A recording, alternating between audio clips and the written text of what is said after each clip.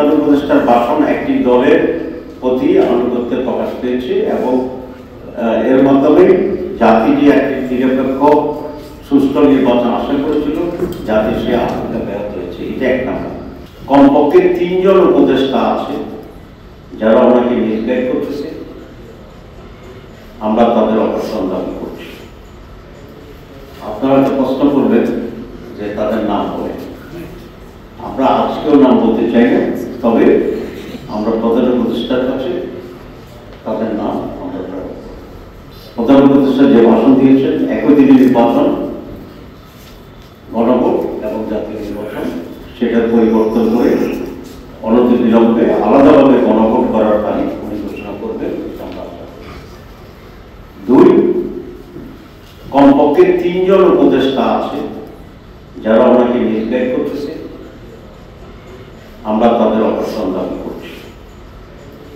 আপনারা একটা প্রশ্ন করবেন যে তাদের নাম বলে, আমরা আজকেও নাম বলতে চাই না, তবে আমরা প্রধান উপদেষ্টার কাছে তাদের নাম আমরা এরপরেও যদি সেটার ব্যাপারে কোনো যারা এই সমস্ত ষড়যন্ত্রের পিছনে প্রধান কথা হিসাবে কাজ করছেন এবং ওনাকে মিসগাইড করছেন, এটা ওনার ব্যক্তি যে ইমেজ আছে সেটা রক্ষার জন্য এবং সুষ্ঠু নির্বাচন দিতে আমরা অপরিহার্য।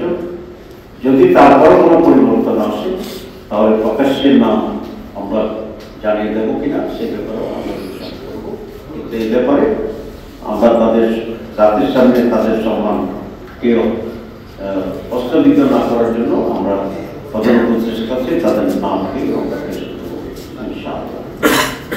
2, প্রশাসনের যে সমস্ত পরিবর্তন হচ্ছে সেখানে নিরপেক্ষ এবং বিশেষ করে সৎ এবং জবাবদিহি আওতায় থাকতে পারে মনোভাবে লোকদেরকেই নিয়োগ করতে হবে এবং নিরপেক্ষ ভূমিকা পালন করার জন্য সেখানে চেষ্টা করতে হবে। তো আজকে আমরা এই সমস্ত দাবি জানাচ্ছি। 16 তারিখে আমাদের 8 দলের শীর্ষ নেতৃত্বের বৈঠক আছে পূর্ব নির্ধারিত। সেই বৈঠক থেকেই সার্বিক করণীয় আমাদের কি হবে সে ব্যাপারে চূড়ান্ত সিদ্ধান্ত গ্রহণ করা হবে। স্কিন শুষ্ক রুক্ষ হয়ে যাবে বলে কি বাইরে যাবে না? জাস্ট 1 2 3 4 করো, স্কিনটাকে রিভাইভ করো। প্রধান উপদেষ্টার ভাষণ একটি দলের প্রতি আনুগত্যের প্রকাশ পেয়েছে এবং এর মাধ্যমে জাতি যে একটি নিরপেক্ষ সুষ্ঠু নির্বাচন আশা করেছিল জাতি সে আশঙ্কা ব্যাহত হয়েছে। এটা এক নাম্বার। আর উনি যেটা বলছেন উনি ওনার দলের স্ট্রেন সম্পর্কে উনি তো জানেন না, কারণ আপনারা জানেন যে বিএনপি শুরু থেকেই আপার হাউস লোয়ার হাউস কোথায় হোক টিআর মানা না বলে তারা বলেছিল, কিন্তু গতকালকের ভাষণে টিআরটা কিন্তু সেখানে প্রধান উপদেষ্টা বলছে অ্যাকসেপ্টেড হবে। তো সুতরাং গভর্নমেন্ট মানা যদি হয় তাহলে বোধ হয় আমাদের হত্যা করতে গিয়ে ওরা নিজেরা নিহত হয়ে গেছে। আসলে 16 তারিখে যমুনা দেওয়ার কোনো কর্মসূচি আমরা ঘোষণা করি নাই। আমরা যেটা বলেছিলাম যে 16 তারিখে আমাদের শীর্ষ নেতৃবৃন্দ বসে পরবর্তী কর্মসূচি ঘোষণা করা হবে। সুতরাং শীর্ষ নেতৃবৃন্দ বসার যে কর্মসূচি সেটা অব্যাহত আছে এবং 16 তারিখে আমাদের শীর্ষ নেতৃবৃন্দ বসে আগামীতে আমাদের কি কর্মসূচি হবে এই বিষয়ে সিদ্ধান্ত গ্রহণ করা হবে। সুতরাং আমাদের প্রোগ্রামে কোনো পরিবর্তন হবে। আর যমুনায় যেটা আপনি বলছেন এ ধরনের কর্মসূচি আমরা ঘোষণা করি। আসলে কোনো ব্যক্তির বা রাষ্ট্রের বা কোনো সরকার প্রধানের কোনো দলের সাথে ব্যালেন্স করা কিন্তু তার কোনো কাজ না, এটা দায়িত্ব। যেটা গুরুত্বপূর্ণ সেটা হচ্ছে দেশের জন্য জাতির জন্য যেটা উত্তম কোন সরকারকে সেটাই করতে হবে। সুতরাং ব্যালেন্স করেছেন যে শব্দটি, এটাই তো আমি মনে করি একটি নেগেটিভ শব্দ। এখানে জামাত ইসলামী আর বিএনপির সাথে ব্যালেন্সের তো কোনো ইস্যু না, ইস্যুটা হচ্ছে জাতির স্বার্থ রক্ষা করা।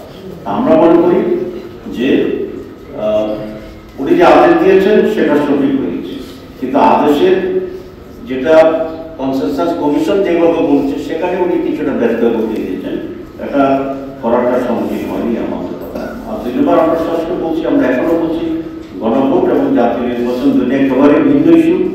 ওনার বক্তব্য দুটো কথা বলছে, কিছুটা সাশ্রয়ী হবে, কিছুটা একই দিকে তো এরকম তাহলে তো অনেক কিছু আপনি একদিন করে নিতে পারেন। তা আমরা তো সেটা করছি না, কারণ জনগণের স্বার্থেই তো দেশের বাজার, সেখানে কিছুটা টাকা খরচ হলেও যেটা জাতির জন্য দেশের জন্য কল্যাণ করে। আমাদেরকে সেটা করতে হবে। কেউ যদি এই কথা বলে যে জাতীয় নির্বাচন করার জন্য বহু টাকা প্রয়োজন হয়, তো তাহলে কি আপনি জাতীয় নির্বাচন করবেন? এটা তো আপনাকে করতে হবে। তো এগুলো একেবারে একটা পরাবৃত্তি এবং এটা কোনো যথার্থ নয়। আমরা আবারও বলছি, যদি গণভোট এবং জাতীয় নির্বাচন একই দিনে করা হয়, তাহলে গণভোটের গুরুত্ব একেবারেই ম্লান হয়ে যাবে এবং সেই ক্ষেত্রে যে সংস্কার ইস্যুটি আছে সেই বিষয়টিও প্রশ্নগত হতে পারে, ইভেন সেটা মাইরে হয়ে যেতে পারে, সেটাকে আমার মাইক খাওয়া। তো আমরা সেজন্য আবার কোনো ব্যাখ্যা করছি, এখনো সময় আছে, উনি গণভোটের ডেটটি আলাদাভাবে নতুন করে ঘোষণা করবেন এবং গণভোটের রায়ের ভিত্তিতেই জাতীয় নির্বাচন অনুষ্ঠানের জন্য ব্যবস্থা করবেন।